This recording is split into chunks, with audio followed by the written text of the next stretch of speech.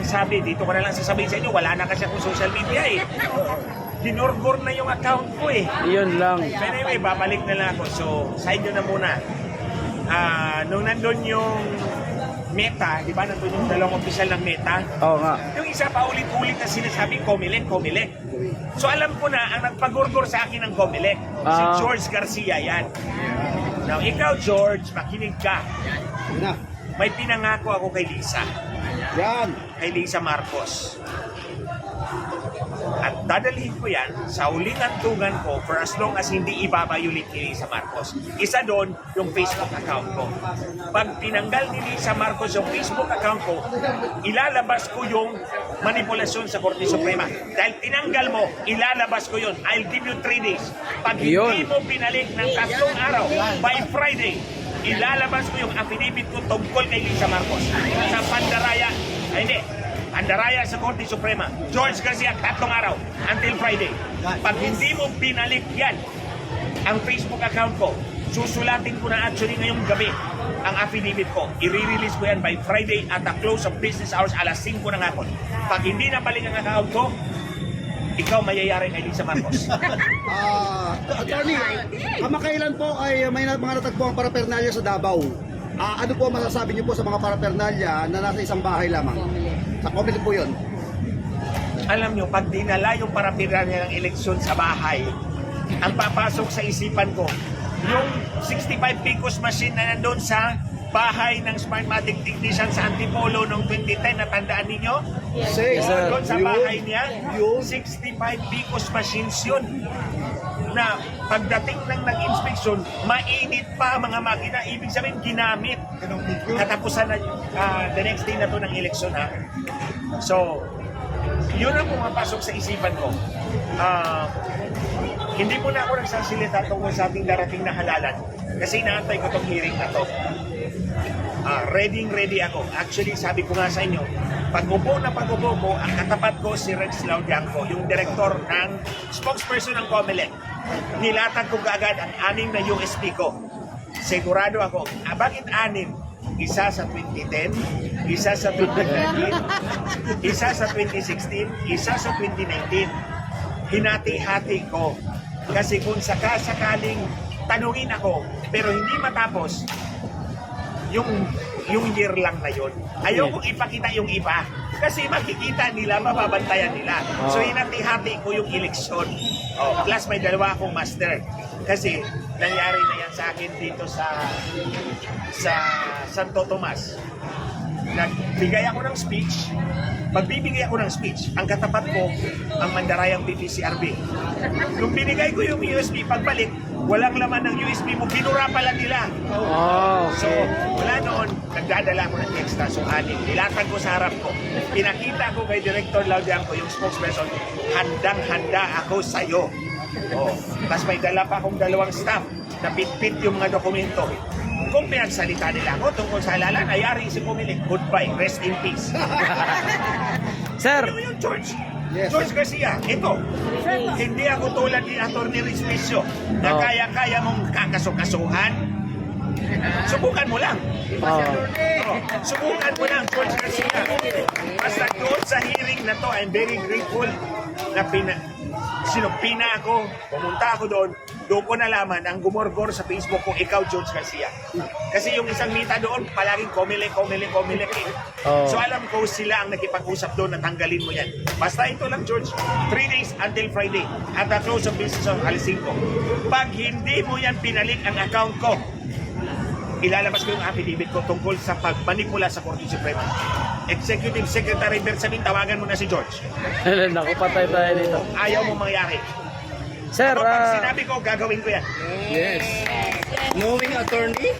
Basta, George Garcia, mananagot ka kay Lisa Marcos. Attorney, pwede po magtanong? Yes, boss. Kuwan po, sa lahat po ng ginagawa nilang investigasyon, ng tuwad-com, ng try-com, ano pang kong pa, sa tingin po ninyo bilang isang magaling na abogado, ano po kayang klaseng batas na ang pwede nilang gawin pagkatapos po ng lahat ng investigasyon na to? ay, ganda ng tanong. Ganda. Hindi ko sasagot yan, ma'am. Because ang sagot ko would be very speculative.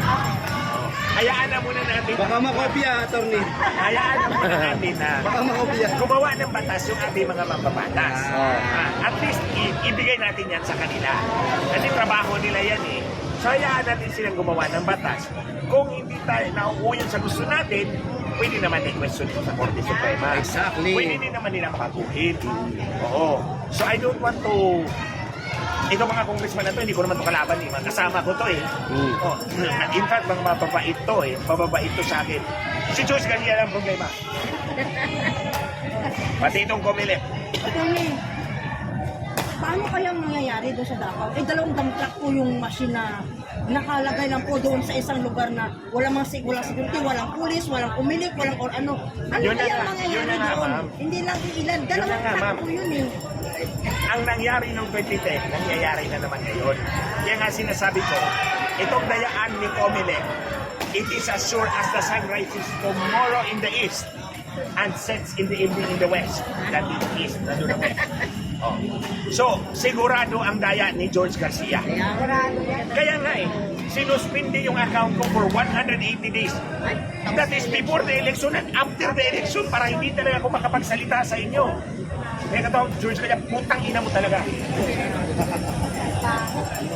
Salbahe ka talaga. Basta pag hindi mo binalik ang account ko in 3 days, Friday 5 p.m., ilalabas ko yun. Abangan Yung namin affidavit ko. Yun, attorney. Ilalatag ko kung paano minanipulan ni Lisa Marcos at ni Chief Executive Secretary Bersamin ang Korte Suprema. Election issue yan. Sige. At, attorney, galing po sa UK, marami nang nagkakaproblema ngayon tungkol po doon sa kanilang pagrehistro sa online voting. Ano po masasabi niyo po dito? May kinalaman kaya ang Comelec dito? Kapalpakan niya ng Comelec. Kapalpakan talaga niya ng Comelec. Actually, yung sinabi ni Atty. Respicio, totoo yun. In fact, yung ebidensya ko, ang unang-unang ipakita ko, transmission anomalies. 3 klaseng transmission anomalies na magpapatunay na yung sinasabi ni Atty. Respicio is possible. Posibleng mangyayari. So, Attorney, boss. with regards doon po sa video na sinasabi, kanina tinalakay din doon. At parang ang sinasabi po ng TRICOM is ito daw po ay isang deepfake videos. So ano po ang reaction nyo nun? Kasi kanina, marami rin mga netizens ang nagtatanong, since inungkat po yan dito sa Tri-Committee, baka po pwedeng imbestigahan na rin kung ito po ba talaga si BBM to o hindi. At gusto rin po ng taong bayan, para matapos na ang issue sa pagbabansag sa kanyang bangag, Mag-polical test. magpa-polical drug test na. Ano po masasabi niyo doon tungkol sa video, attorney? May certification naman si Maharlika na the video is authentic, unedited, original, hindi siya binago. So because it is made by American experts na walang ka-interest sa politika natin, maniniwala ako doon. Doon ako maniniwala. Huwag ka maniwala doon sa mga tao magsasabi na may political interest. Di ba? So hindi ako maniniwala sa Pilipino. May political interest yan eh. Ako hindi rin ako maniniwala sa sarili ko. Maniniwala ako sa Amerikano kasi walang interest doon. Di ba? So sinabi ng American expert, authentic to, original to, hindi binago. So that's it. Yun ang tatanggapin ko. Attorney, since ang Tri-Committee hearing po na ito, para di umano, gumawa ng batas kung paano po i-counter ang mga fake news. At Si George Garcia, number 1 fake news. at napag-usapan nga po ang patungkol sa video ni BBM na nagdodroga. Dapat po ba, since fake news ang gusto nilang talakayin, busisiin at talagang alamin ng Kongreso kung talaga bang totoo, hindi yung fake news at ito po ay matuldukan ng issue na to kasi binuhay po nila ito para maliwanagan na rin ng taong bayan. I think it's in the best interest of everybody na tapusin tong inquiry na to. Yung sa video, pwede naman siguro nilang, well, depende kung kay Marlika kung ipapadala niya yung Original. investigation. Oo. And, well, let's take it from there sa susunod na hearing. Tingnan natin. Basta ako, I'm always prepared sa issue ng pandaraya sa eleksyon. Kasi pinag-aralan ko talaga yan ng 14 na taon. O tingnan ninyo, mga kababayan, kung gawa ko lang yung istorya ng dayaan, hindi ako magpapakita doon. Kasi kakatayin ako ng buhay. On the other hand, USB pa nga lang pinakita ko, umatras na si Comelec eh. USB pa lang pinakita ko, umatras na. Pero may laman yung USB ha, hindi yung bluff. Hindi yung bluff. May laman yun. Mabibigat ang laman doon. Yung tatlong makapal na folder, actually ganito makapal eh. Smoking gun yun. 99 smoking gun, hindi lang 1 smoking gun, 99 smoking gun. Kumbaga, magbabarilan kami, 99 ang hawak kong baril. Sige, sinong gusto makipag-duel sa Comelec? Charles, gusto mo? Mag-duel tayo, 99 yung baril ko. Ikaw, ewan ko. Attorney, how about dun sa atmosphere dahil dati kayong kongresista? Kanina kasi nanonood tayo, napaka-unparliamentary na po nung nangyayari. Especially, noong ito pong si Congressman Abante, para bagang napakadami pong mga sinasabi at hindi pinagsasalita. Noon nang maayos yung mga resource person natin, particularly si Ma'am Joey. Sa atmosphere po at bilang kayo na naka-attend po kanina doon, masasabi niyo po ba na naramdaman niyo po yung tinatawag na chilling effect kanina? Actually, hindi ko naramdaman yun. Kasi nga, siyempre hindi ko naramdaman, umatras si Comelec eh. Umatras ang kalaban ko. Yan ang malinaw. Yan ang isabihin nyo sa buong publiko. Nandun ang Comelec, umatras. OFW ha, pakinggan yung buti sinasabi na attorney ha, OFW. Umatras ang Comelec eh. Ito na sana yung pagkakataon na magbanggaan tayo. Actually, tuwang-tuwa ako dito sa Sampina. Ito na yung panahon na magbanggaan tayo sa publiko. Maraming nanonood. Mapakita ko yung ebidensya ko ng daya ninyo, Comelec, George Garcia. Mula pa noong 2010 hanggang, hindi na natin, hanggang 2025. Attorney, Yes. magkasama po tayo ng 3 beses na rally dyan po sa Comelec regarding po sa Smartmatic. Yes. Ano po, wala na po ang Smartmatic ngayon. So, may nakikita pa rin po ba kayo posibilidad na magkadayaan sa transmitting po, pagkatatransmit ng mga... Itong George Garcia na ito, madaldal to. Kuya, andito na sila Joey, sila Tapusin ko Jose. to ha. Answer. Andito na sila, Sila guys. naman next. Tuloy. Sabi ni George Garcia, yung QR code sa resibo ninyo, pwedeng i-verify doon sa makina. Tinanggal yan ngayon. Wala na. Hindi na mabiverify ang QR code sa resibo. Ibig sabihin, dadayain talaga itong eleksyon na to. Sir, siguro Hindi pwede. Hindi last na question sir. Sir. Paano tayo makasigurado sir na ligtas po yung mangyayaring eleksyon at ano yung habol natin kung sakaling may dayaan? Walang ligtas na eleksyon sa panahon ni George Garcia. Klaruhin ko yan. Walang ligtas na eleksyon sa panahon ni George Garcia. Kung gusto mo, George, pumunta ka doon sa hearing, doon tayo magbanggaan. Sir, sa dayaan may... Talaga yan kay George Garcia. Hindi lang to give justice to Atty. Respicio. Ikaw, George, pumunta ka doon sa house. Doon tayo magbanggaan. Ilalatag ko yung ebidensya ko. And pag napatunayan ko yung daya ninyo, bumaba ka, sir. Wala ka silbi. Yun. Anyway, pag ako naman napatunayan mong nagsisinungaling, pwede ba mo ipakulong? Fair enough. Friday, 5 p.m. Friday 5 p.m. George, pag hindi mo binalik ang account ko na Friday 5 p.m. Preskon ka sir. lalabas ko. Preskon ka sir. Atawag ka preskon sir. Hindi. Ipa-file ko yun. Yung affidavit na yun. Samahan namin yun, Ipa-file sir. ko. Samahan ka namin. Hindi ka namin samahan sir. Huwag na.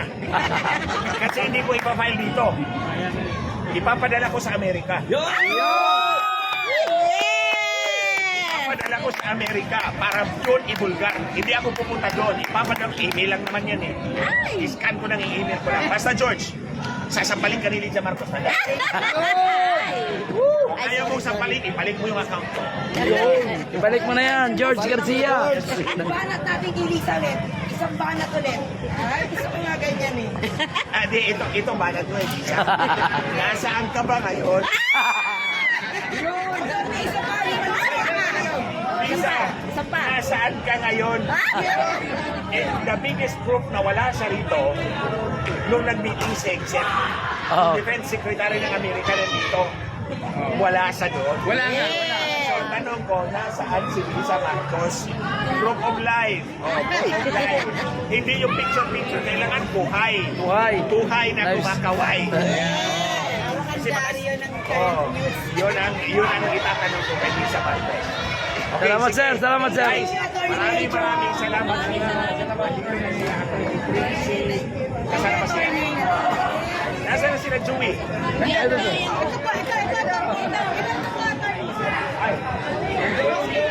Attorney, mabuhay ka, attorney! Mabuhay ka, Attorney Glenn! Attorney Glenn! Attorney Glenn. Si Joey.